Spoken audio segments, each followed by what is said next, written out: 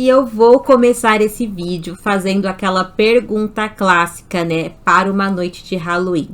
Doces ou travessuras? Hoje eu resolvi fazer um vídeo diferente, um especial de Halloween, né? Então, mas antes eu preciso te pedir duas coisas para você que está assistindo. A primeira delas é: tranque bem todas as portas e janelas da sua casa, pegue seus doces e se una comigo a um tribunal do terror. Olha eu com meu martelinho de juiz aqui. O que seria um tribunal do terror?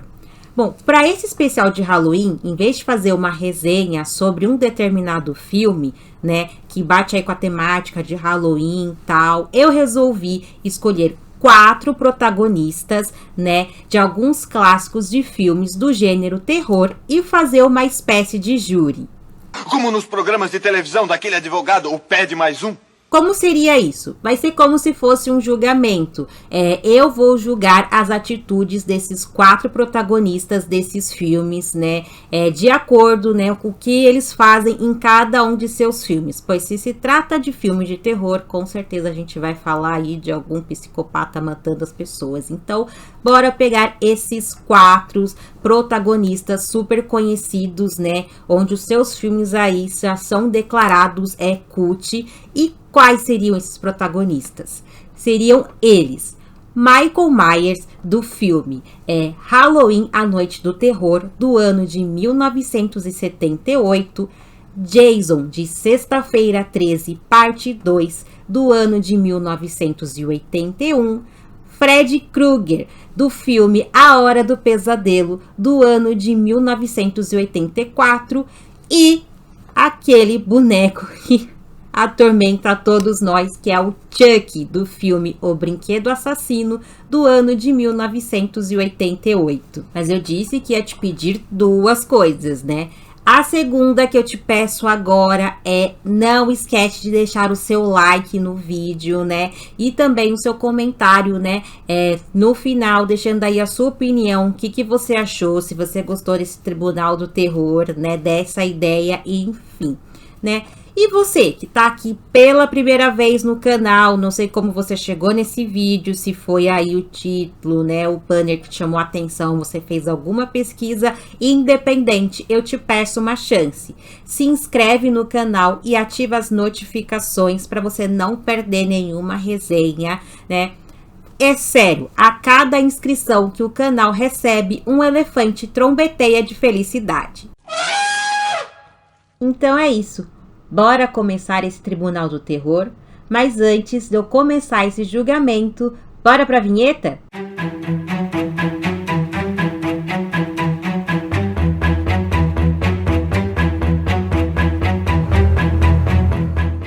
Antes de eu dar seguimento a esse especial de Halloween, vou divulgar brevemente para vocês as minhas obras que estão publicadas pela plataforma da Play Stories. Eu sou uma escritora independente, eu assino as minhas obras com o pseudônimo de Maria Vicente Carvalho, né? São 3 obras em formatos digitais, né? O primeiro livro que eu vou divulgar se chama O Caçador, né? É a história de Tobias, que é um caçador que ele vai parar em uma floresta, né, para caçar como de costume, e ele acaba vivendo um terror ali em sua vida. Para você saber mais, né, o link tá na descrição. O livro, ele tá com um preço assim bem acessível mesmo, tá bem mais barato que banana, sério, gente, muito barato mesmo. O segundo livro que eu divulgo aqui é o livro Meus Primeiros Contos, onde contém 4 contos, né, curtos, né, que foram ali as primeiras histórias curtas que eu escrevi. Tem alguma delas que, assim, faz bastante anos que eu escrevi e resolvi publicar aí para divulgar, que é o início da minha escrita, né? São 4 contos. Dentro de um deles tem um conto especial de Halloween que eu escrevi em uma noite de Halloween, uma inspiração aí que eu tive. Vale muito a pena ler. O preço dele também é bastante acessível, igual o preço do Caçador. O link tá na descrição, né? E o terceiro livro que eu divulgo aqui, né, que é um livro que dá início a uma trilogia, né, Esse primeiro se chama Meu Amigo Breno, que é um romance, né? Esse livro eu faço ali uma abordagem referente à teoria dos três amores através de uma personagem chamada Rebeca. Nesse primeiro livro, ela conta ali sobre o primeiro amor da vida dela. Os demais livros, eles já estão vamos dizer, em produção, em edição, né? E brevemente vão ser lançados aí para completar a trilogia da teoria dos três amores, mas já tem o primeiro à disposição. O preço dele também, ele é bastante acessível. O link tá na descrição. E eu peço para você dar essa chance para mim, né? Apoie a escrita independente, apoie um autor nacional.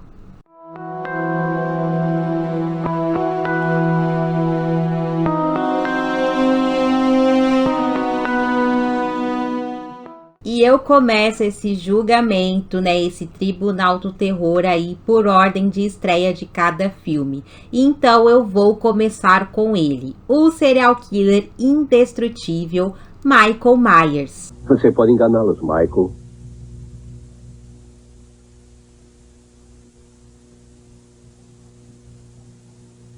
Mas não a mim. É importante eu já avisar para vocês, né, que esse vídeo, esse Tribunal do Terror, ele vai ser baseado somente nos primeiros filmes de cada franquia desses personagens, porque foi aonde aí que eles começaram, então eu vou me basear aí do começo. Não vai contar a continuação, né, a minha opinião aqui, o meu julgamento. Muito menos remakes também não vou contar. Vai ser somente o primeiro de cada franquia. Exceto referente ao personagem Jason, né? Porque aí o protagonismo dele é mais trabalhado a partir do segundo filme da franquia, tá bom? Então bora lá, né? Chega de enrolação. Vamos falar de Halloween, a Noite do Terror, onde o protagonista é o invencível Michael Myers, né? Eu vou começar esse julgamento fazendo um questionamento. Como é que esse personagem ele conseguiu se tornar um cara tão forte daquele jeito, né? Eu assisti, né, porque para poder fazer esse vídeo, claro, eu tive que assistir cada um dos filmes. E quando eu assisti Halloween, gente, eu fiquei, assim, impressionada. Porque, assim, o cara, ele leva facada, ele leva tiro, ele é ferido em algum lugar, enfim. Mas ele simplesmente ele consegue levantar, assim, como se nada tivesse atingido ele, né? E ele levanta ali, tipo, pleno, vai... para continuar ali os seus crimes, né? Vamos recordar um pouco aí a história do filme, né? Para assim a gente poder tentar entender, né, as razões que não tem justificativas do Michael Myers, né? O filme ele começa com o acontecido do ano de 1963, de uma noite de Halloween. O Michael, ele tinha 6 anos de idade. Gente, eu repito, ele tinha apenas 6 anos de idade. O menino simplesmente pega uma faca e assassina a própria irmã, sem mais, sem menos. Por esse motivo, ele é enviado para um sanatório, onde é decretado ali quando ele for maior de idade, ali quando ele tiver uns 21 anos de idade, ele vai ser levado ao júri para ser julgado pelo crime. Porém, o psiquiatra que cuida do caso, né, que cuida ali do Michael como um paciente, ele garante ali, né, para a corte e tal, que o Michael ele precisa ser transferido para um sanatório de segurança máxima, né, porque ele está em um sanatório de segurança mínima. Porém, os pedidos dele é negado, né, e aí a gente já prevê que isso aí vai dar uma grande merda no final.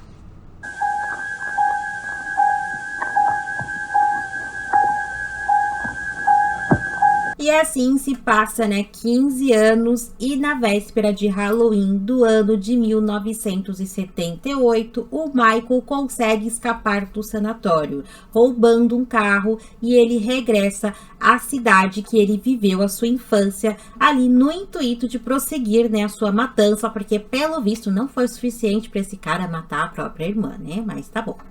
E antes de eu julgar esse réu, eu preciso fazer essa observação aqui. Porque eu assisti o filme e eu fiquei assim, por horas pensando nisso. E fiquei me perguntando, aonde que o Michael Myers aprendeu a dirigir? porque ele foi enviado para um sanatório quando ele tinha apenas 6 anos de idade. Eu não sei se talvez na infância dele o pai dele possa ter ensinado ele a dirigir, porque o cara simplesmente foge, né, rouba um carro ali, aparentemente de uma enfermeira que tá até com o psiquiatra dele, simplesmente vai dirigindo. Quando ele até volta para a cidade natal dele, ele arruma outro carro e ele fica ali aterrorizando o bairro, tal, andando com o carro, tudo, né, para dar todo aquele susto, né, nas pessoas em volta, enfim, inclusive na protagonista, né, uma das suas vítimas, digamos assim. Onde foi que ele aprendeu a dirigir? Fora que tem outra coisa que eu também fiquei pensando assim, como é que pode ser isso? Porque o Myers, ele é um cara bastante forte, né? Foi quando eu falei, igual eu falei no começo, o cara simplesmente ele leva facada, leva tiro e ele simplesmente levanta como se não fosse nada. E ele, assim, ele demonstra que tem uma força. Quando ele pega uma de suas vítimas ali, que é um rapaz, ele mata o rapaz com uma facada, só que ele consegue pendurar o corpo do rapaz na parede com uma faca. Ele consegue transpassar uma faca de cozinha, dessas facas grandes, mas é de cozinha, no corpo do rapaz preso à parede. Como assim? Tinha academia nesse sanatório, né? Devia ser uns exercícios assim bem reforçados que ele fazia.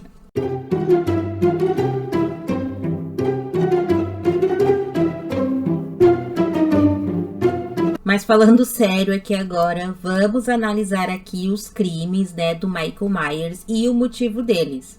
Assim, no filme não tem nenhuma justificativa exata para isso. O psiquiatra, né, que tava cuidando do caso dele ali por anos, ele sabia desde a primeira vez que ele teve contato com o Michael, pelo que ele fala, que o garoto planejava algo, né? Ele sentia ali que alguma coisa boa não vinha daquele garoto, que ele estava planejando alguma coisa, né? Ele já suspeitava ali, né? Que se ele conseguisse fugir ou fosse colocado em sociedade novamente, ele iria matar mais pessoas. Eu tiro a conclusão de que o Michael era apenas um psicopata em ponto final. Ele não tinha uma motivação, né? Alguma justificativa exclusiva pela morte da irmã, assim como das outras vítimas. Ele simplesmente matava porque ele queria matar. E no filme a gente não sabe exatamente como foi a relação dele com os pais, né? Se ele teve algum problema, algum trauma no passado, né? Que ocasionou que ele se tornasse esse assassino em série, né? Não temos nenhuma informação dessa no filme.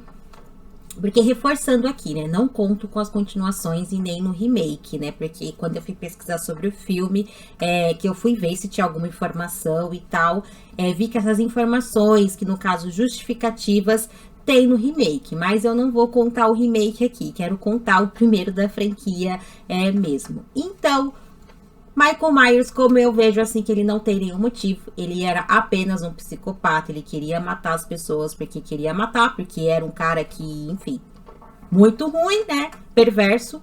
Então, eu como juíza desse tribunal, eu declaro o réu Michael Myers culpado com direito à perpétua e em uma prisão de extrema segurança.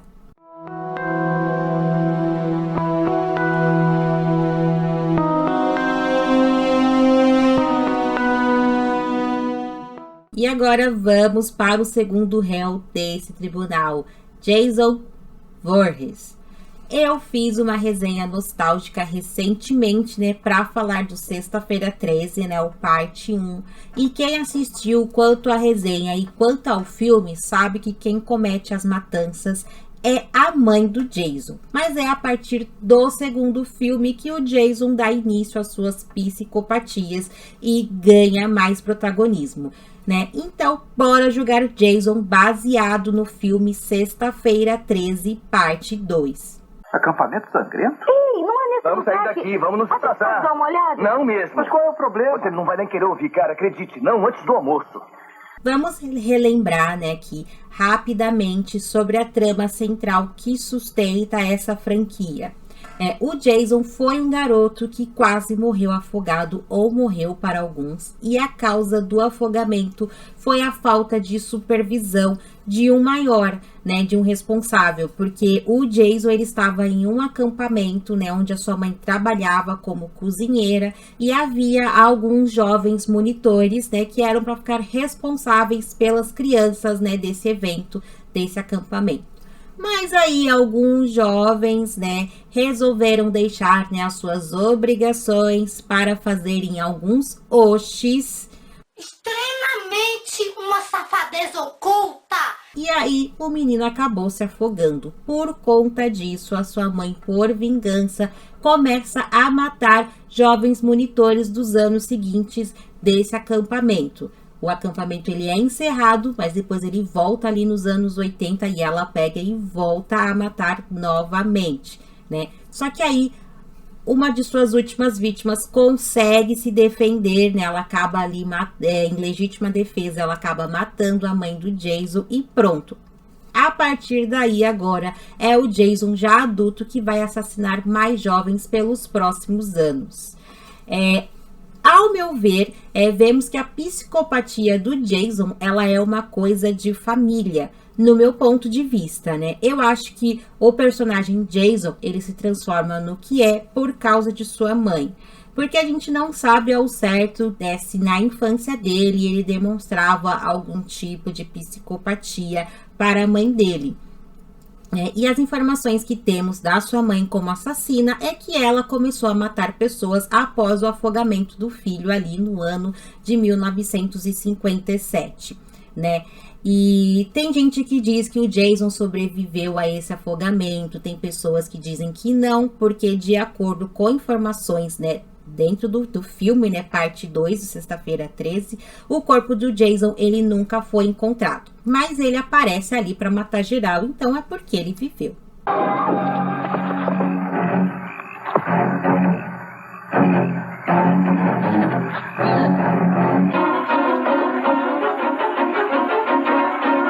Assistindo, né, ao filme Sexta-feira 13, parte 2, o que eu concluí, né, na verdade é óbvio isso, né? O Jason, ele começa a matar as pessoas em vingança da morte de sua mãe.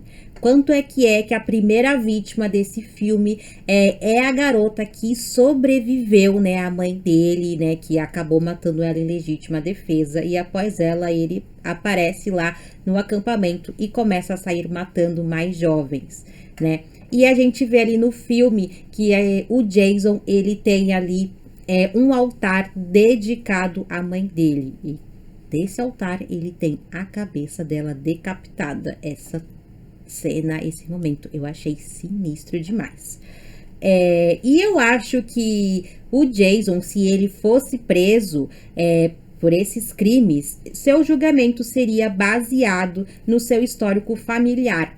Com certeza, um bom advogado de defesa iria usar a escusa referente à mãe dele para que o Jason ali não pegasse uma pena de morte ou uma perpétua, né?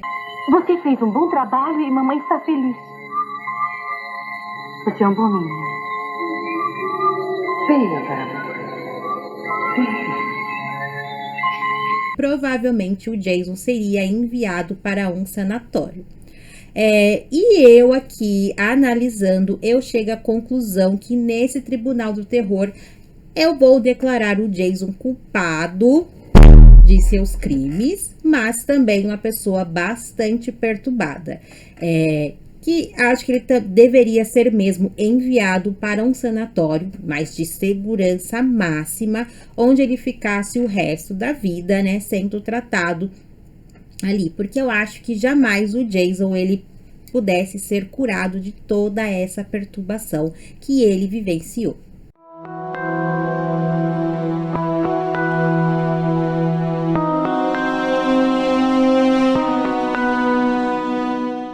E chegamos desse réu, né, esse perverso que invade os sonhos das pessoas com a intenção de matá-las. O que é que você sonhou? Eu sonhei com um cara usando uma blusa suja verde e vermelha. Eu já tinha falado aqui no canal que eu sou uma pessoa nada simpatizante com filmes de terror, pelo fato de eu ser uma medrosa, mas é até estranho quando eu comento referente a esse filme, porque A Hora do Pesadelo é um filme que eu até gosto, né? Mas eu deixo claro aqui que eu abomino totalmente o protagonista dessa franquia. Mas eu ainda encaro assistir a esse filme pelo fato que A Hora do Pesadelo, ela tem uma vibe além da imaginação, né? Que é um estilo de roteiro, de filme, enfim, que eu gosto bastante. Porque a gente tem aí um criminoso já morto que assombra as pessoas pelos sonhos e ele tem o poder de matá-las com elas dormindo, né? A Hora do Pesadelo me faz muito pensar em um episódio do seriado The Twilight Zone, o clássico de 1959, criado pelo maravilhoso do Rod Serling. Na primeira temporada do seriado, há um episódio intitulado Perchance to Dream, onde a trama é sobre um homem com problemas cardíacos que acredita que se dormir ele pode morrer porque existe uma mulher em seus sonhos que tem a intenção de matá-lo, segundo ele afirma. Mas o final desse episódio é óbvio, né? Ele vai para um caminho bem diferente do filme A Hora do Pesadelo.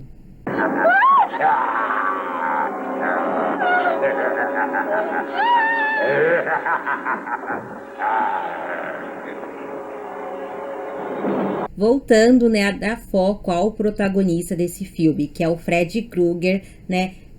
Quem assistiu ao filme conhece do personagem, sabe que o Fred ele foi um assassino em série de crianças, né? Que ao ser julgado pela justiça acabou sendo absolvido, porque a sua prisão ocorreu por uma falha da polícia. Um grupo de pais o perseguiu depois que ele foi solto. O encontramos numa refinaria de óleo abandonada para onde ele levava as crianças. E muitos pais ficaram revoltados e dessa forma se reuniram, né, para fazer justiça com as próprias mãos, executando Fred Krueger em um incêndio provocado ali no lugar onde ele levava as suas vítimas. E o Fred acaba ficando revoltado por isso, né? Como se ele tivesse razão em alguma coisa.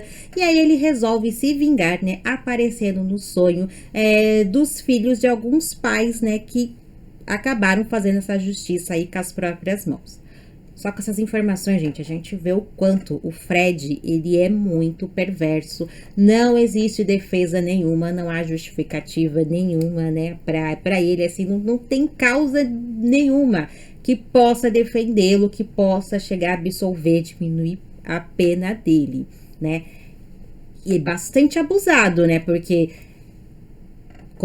cometia o crime com as crianças, daí foi lá, morreu, ainda fica com raiva e resolve assombrar o sonho dos outros. É sério, cara. Se esse cara aparece no meu sonho, é ele que acaba perdendo, porque ele vai perturbar o sono de outra pessoa, nem digo na onde.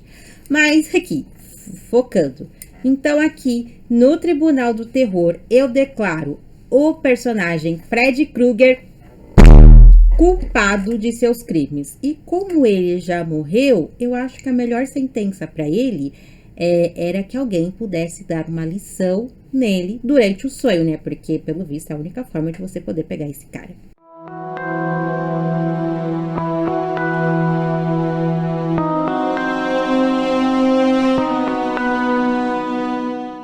E por último, vamos julgar esse aqui, que é um dos meus maiores traumas da infância. O que foi?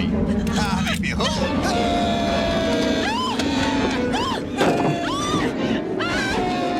Eu preciso admitir, né, que eu precisei criar bastante coragem, né, para poder falar desse personagem aqui nesse vídeo, porque para poder falar dele, né, eu tive que assistir ao filme e, sério, primeiro, quando eu tive a ideia que eu escolhi esses protagonistas, depois eu fiquei pensando e cogitei a ideia de não falar do Chuck e excluir ele desse Tribunal do Terror, porque assim, eu tenho muito medo desse maldito, cara, como eu odeio esse boneco. Fala comigo de uma vez, senão eu vou te jogar no fogo! Sua perua desgraçada! Eu vou te ensinar a não se meter comigo!